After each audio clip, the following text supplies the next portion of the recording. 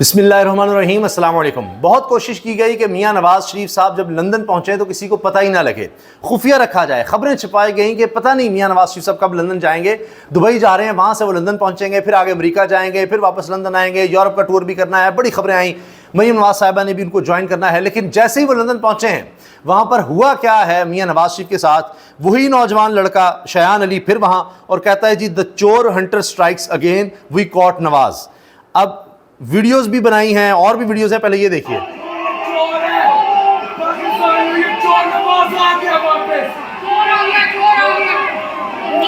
चोर चोर के नारे लग रहे हैं, पाकिस्तानियों ये चोर नवाज वापस आ गया। और वहां पर जनाब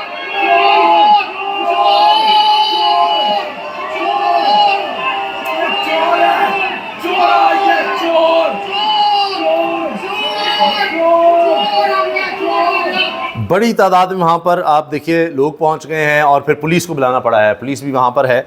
अब मियां नवाज शरीफ साहब के साथ जब ये सलूक वहाँ पर होगा तो फिर ये होगा कि वो कहेंगे कि जी फिर वापस पाकिस्तान चले जाते हैं वहाँ, क्योंकि उनको प्राइम मिनिस्टर का प्रोटोकॉल मिल रहा होता है, इतनी पुलिस होती है, इतनी पुलिस होती है।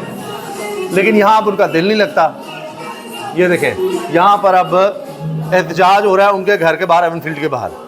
अब असल में अब तक इनकी मनी ट्रेल नहीं आ सकी इन मोहल्लात की, ये कैसे बन गए हैं, किस तरह बन गए। अच्छा, वहाँ पर फिर नून लीग अपने लोग भी बुलाए हुए हैं सामने, तो ये आमना सामना वहाँ पर चल रहा है। लेकिन एक बड़ी दिलचस्प वीडियो है कि मियां नवाज शरीफ साहब अपनी पता नहीं कितने करोड़ की गाड़ी है, करोड़ रुपए की गाड़ी है, उसमें आ रहे हैं। लेकिन उस गाड़ी पर झंडा किसका नज़र आता है?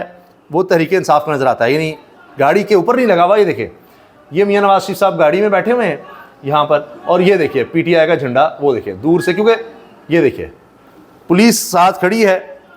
यही हाल है, इनके घर के बाहर नारे लगते रहते हैं, तहरीक इंसाफ के सपोर्टर्स वहाँ पर आ जाते हैं, और ये देखिए उनकी गाड़ी के सामने, उनके मुंह के सामने, ये देखिए तहरीक इंसाफ का झंडा। ये तो वहाँ पर जनाब हालात है। तो मियां नवाज शरीफ साहब जहाँ जाएंगे, जिस भी यूरोपीय मुल्क में जाएंगे, अमेरिका में जाएंगे, कहीं भी पाकिस्तानियों से सामना हो गया तो उनको ये मसला दरपेश रहेगा। क्योंकि एक साफ़ी ने अभी ये चीज़ शेयर की कि जी मैं अमेरिका गया तो वहाँ पर जब सिक्योरिटी वगैरह वाले होते हैं, डॉक्यूमेंट्स चेक करते हैं, तो उसको जब मैंने तारुफ़ करवाया कि जी मैं साफ़ी हूँ, जब उसने पूछा तो जैसे ही मैंने कहा कि मैं साफ़ी हूँ, तो ज़ाहिर है उसको पता है कि पाकिस्तान से ताल्लुक़ है, उसके डॉक्यूमेंट्स में लिखा हुआ। तो कहते हैं कि इमरान खान कब रिहा हो रहा है। तो इमरान खान एक इंटरनेशनल ब्रांड है, आप माने ना माने, लेकिन उसका ये लेवल है, लोग उसको पूरी दुनिया में जानते हैं। अब जहाँ भी मियाँ साहब जाएंगे तो लगता है कि इसी तरह से उनके इर्द गिर्द लोगों का झमघटा होना ज़रूरी है, क्योंकि लोगों ने अगर उनको पहचान लिया तो फिर उनके लिए मुश्किल हो जाएगी। उनको लोग बुलाने पड़ते हैं, नारे लगवाने पड़ते हैं, उनको पता लग जाता है कि जी दूसरी तरफ तहरीक इंसाफ के लोग आ गए हैं या दीगर बरतानिया के शहरी आ गए हैं, उनके लिए मसला है। वो आज़ादी से वहाँ पर भी घूम फिर नहीं सकते, यहाँ पाकिस्तान में भी आज़ादी से घूम फिर नहीं सकते। किसी यूरोपीय मुल्क में जाएंगे, अमेरिका में जाएंगे, जहाँ भी पाकिस्तानियों से सामना हो गया तो इनके लिए फिर मसले रहेंगे। तो चोर चोर के नारे जब लगते हैं तो मियाँ साहब की जो वहाँ पर लोग हैं वो उनका दिल रखने के लिए फिर शेर शेर की भी आवाज़ें लगा रहे थे, वो मैंने आपको सुनवा दी हैं। अब आ जाइए जनाब, मियां नवाज शरीफ साहब किस तरह गए हैं, क्यों गए हैं, कि उनके बहुत ही अजीज़ प्यारे चीफ़ जस्टिस काजी फैसल साहब अब चीफ़ जस्टिस नहीं रहे, वो भी मुल्क से चले गए हैं, नवाज शरीफ साहब भी मुल्क से चले गए हैं। अब पीछे क्या हो रहा है जिसकी वजह से अब ये पता नहीं वापस आएंगे या नहीं आएंगे। हसनात मलिक साहब ने, सीनियर साफ़ी हैं, उन्होंने इंकशाफ किया है जस्टिस याया फरीदी ने आते ही जस्टिस मंसूर के 2 मुतालबात तो तस्लीम कर लिए, फुल कोर्ट बुलाई जाए और ऑर्डिनेंस का मामला देखा जाए, पुरानी प्रैक्टिस एंड प्रोसीजर कमेटी बहाल की जाए।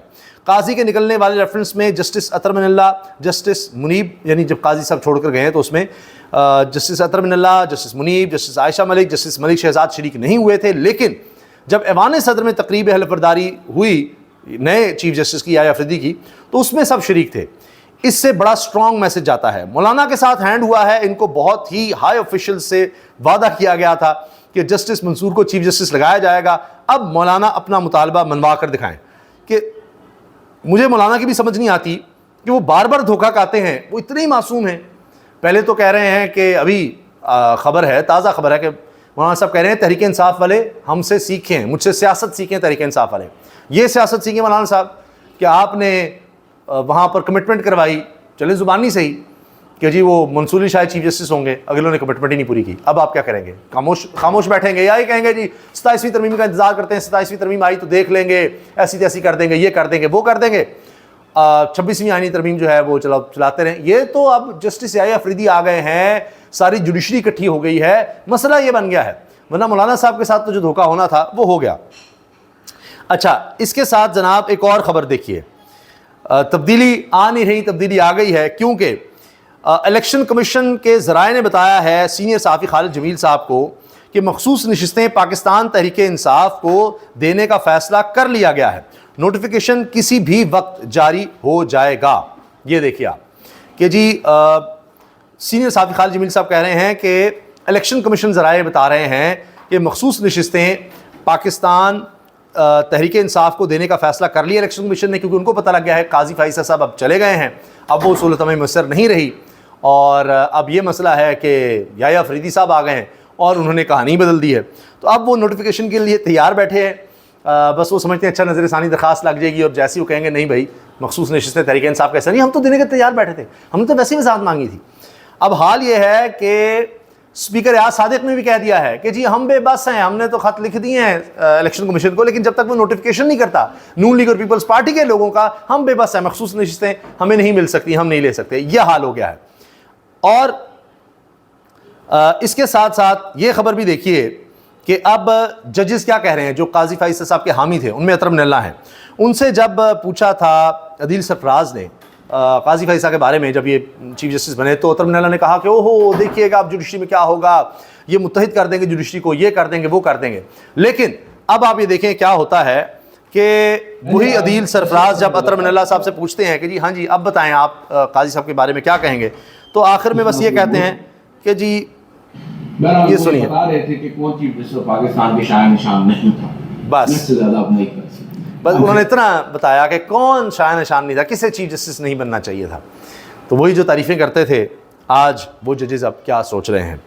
मरीम नवाज़ साहिबा ने जनाब पाकिस्तान के लिए, पंजाब के अवाम के लिए मुश्किलात खड़ी की हैं, सबके लिए खड़ी की हैं। अब आप ये देखिए कि एक और ख़बर, IMF के $7 अरब प्रोग्राम को पहला बड़ा झटका, पहली तिमाही में चारों सूबाई हुकूमतों को 342 अरब रुपए का सरप्लस दिखाना था, मगर सिर्फ 182 अरब रुपए इकट्ठे हो सके। पंजाब का कौमी मालियाती मुआहदे की खिलाफ वर्जी में बड़ा किरदार है, IMF क्या करेगा। तो मरीम नवाज साहब की हुकूमत ने IMF के मुआहदे की खिलाफ वर्जी कर दी है। पहले कहते थे हो IMF के हवाले से लेटर लिख दिया, इमरान खान ने कर दिया, वो कर दिया, खिलाफ वर्जियाँ खुद कर रहे हैं। सोचिए ज़रा, आखिर में ये खबर भी देख लीजिए कि गवाहियाँ आ रही हैं कि डील कोई नहीं हो रही। बुशरा बीबी के हवाले से जो उनकी रिहाई हुई है, उस पर अंसार अब्बासी साहब ने खबर दी है, बुशरा बीबी की जेल से रिहाई बगैर डील के मेरिट पर हुई है। और चेयरमैन PTI इमरान खान की अहलिया बुशरा बीबी की जेल से हालिया रिहाई किसी डील का नतीजा नहीं। एक बाखबर जरिए ने इस हवाले से मजीद बताया है कि अदालत से जमानत मिलने पर इन्हें किसी और केस में गिरफ्तार नहीं किया जाएगा। द न्यूज़ को बताया कि बुशरा बीबी को मेरिट पर जमानत दी गई और यह हुकाम का फैसला था कि इन्हें किसी और केस में दोबारा गिरफ्तार ना किया जाए। जब इन क़यास आराइयों के हवाले से सवाल किया गया कि साबिक़ खातून अव्वल की जेल से रिहाई किसी मुआहदे का नतीजा है, तो जरी ने वाज़ेह जवाब दिया कि नहीं। इन्होंने कहा कि अगर कोई डील होती तो पेशावर ना जाती, वैसे ही केस कितने बनाएंगे, वैसी बदनामी हो चुकी है, तो अब बस काफ़ी हो गया है। लेकिन असल बात यह है कि इमरान खान की बहनों की भी रिहाई हो गई, उनकी अहलिया की रिहाई हो गई, कारकुनों की रिहाइयाँ हो रही हैं। असल कहानी है जो अदलिया में तब्दीली आई है, वो असल वजह है। और इसीलिए अब ये कहा जा रहा है कि आगे अब नज़र आ रहा है कि चूँकि अदलिया आज़ाद हो गई अब काजी फ़ाइज़ के जाने के बाद, तो अब दीगर लोगों को भी रिलीफ मिल सकता है, दीगर लोगों के साथ भी इंसाफ हो सकता है। और ये बात इमरान खान की रिहाई तक की जा सकती है। वो केस जो नहीं लग रहे थे वो लगेंगे और उनको सुनना पड़ेगा, और अगर हुकूमत के पास सबूत नहीं है तो फिर लोगों को आज़ाद करना होगा। इजाज़त दीजिए, अल्लाह हाफ़िज़।